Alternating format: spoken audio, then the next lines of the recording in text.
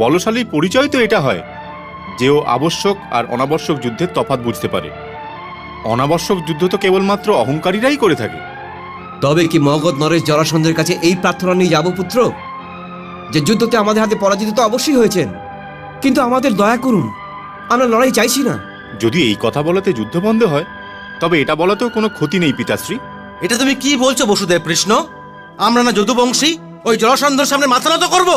না, মাথা তো কেবল কাপুরুষই নত করে, আর সেটা আমি কি করে বলতে পারি? নিজের রক্ষার জন্য, রাষ্ট্রের রক্ষার জন্য লড়াই করা তো আমাদের কর্তব্য। তবে তুমি কি বলতে চাইছো? কখনো তো কথা সোজাভাবে বলতে পারো। আমার প্রস্তাব হলো এই যে যদুবংশীয়দের মথুরা ছেড়ে দেওয়া উচিত। আমরা মথুরা ছেড়ে যাব না, আমরা মথুরা ছেড়ে যাব না, কিছুতেই যাব না। হ্যাঁ হ্যাঁ, আমরা মথুরা ছেড়ে যাব না, যেতে হয় তুমি যাও, আমরা কিছুতেই মথুরা ছাড়বো না। মথুরা আমাদের মাতৃভূমি। ক্রোধের তলোয়ার ক্রোধীর বুদ্ধিকেই কেটে দিতে পারে, তবে কেউ এমন অস্ত্রের ব্যবহারই কেন করবে? কথা ঘুরিও না কৃষ্ণ।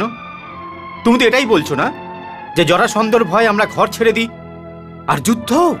তাহলে ইতিহাস তো একে কাপুরুষতাই বলবে। এটা বলে তুমি নন্দগ্রামের মাখনের অপমান করো না কৃষ্ণ। এই কথা বলে আমি নন্দগ্রামের মাখনের অপমান করতে চাই না দাদা, ওতে রক্ষা করতে চাইছি। মগধ নরেশের লড়াই তো আমার সাথে হচ্ছে না, কারণ আমি মামা কংসকে বধ করেছি। ওনার দুজন পুত্রীরা তো আমার কারণে বিধবা হয়েছে। তবে মগধ নরেশের ক্রোধের অগ্নিতে মথুরা কেন জ্বলবে? হ্যাঁ, তবে তো তুমি একলাই ওনার জন্য যথেষ্ট। প্রশ্ন এটা হচ্ছে না দাদা, কিন্তু যুদ্ধ কেবল তখনই হওয়া উচিত যখন অন্য সকল রাস্তাই বন্ধ হয়ে গেছে। কিন্তু জরাসন্ধ কোন রাস্তাটা খোলা রেখেছে পুত্র? একটা রাস্তা আছে পিতাশ্রী, মথুরাকে যুদ্ধের অগ্নি থেকে বাঁচানোর একটা রাস্তা এখনো খোলা আছে। কোন পথ খোলা আছে বৎস? মথুরা থেকে অন্য কোথাও চলে যাওয়া রাস্তা মহারাজ। মথুরাতে আমাদের থাকবার যুগ সমাপ্ত হয়ে গেছে। নতুন যুগকে স্বাগতের জন্য আমাদের একটা দ্বারকা বানানো উচিত, চারিদিক থেকে সুরক্ষিত দ্বারকা। এটা কেন বলছো না যে যুদ্ধক্ষেত্র ছাড়ার প্রস্তাব রাখছো? যদি তুমি এরকম করো তবে লোকেরা তোমাকে যুদ্ধ পলাতক বলবে।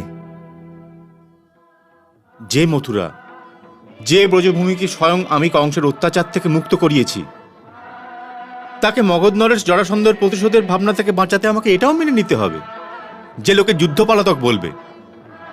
নামের মধ্যে আর কি আছে? নাম তো ডাকবার একটা সাধন মাত্র, আর ব্যাস। লোকেরা আমাকে চাইলে যে নাম নিয়ে ডাকুক, কিন্তু যখন আমার মনে হবে যে ডাকার প্রয়োজনে আমাকে কেউ ডাকছে, তখন আমি অবশ্যই সাড়া দেব।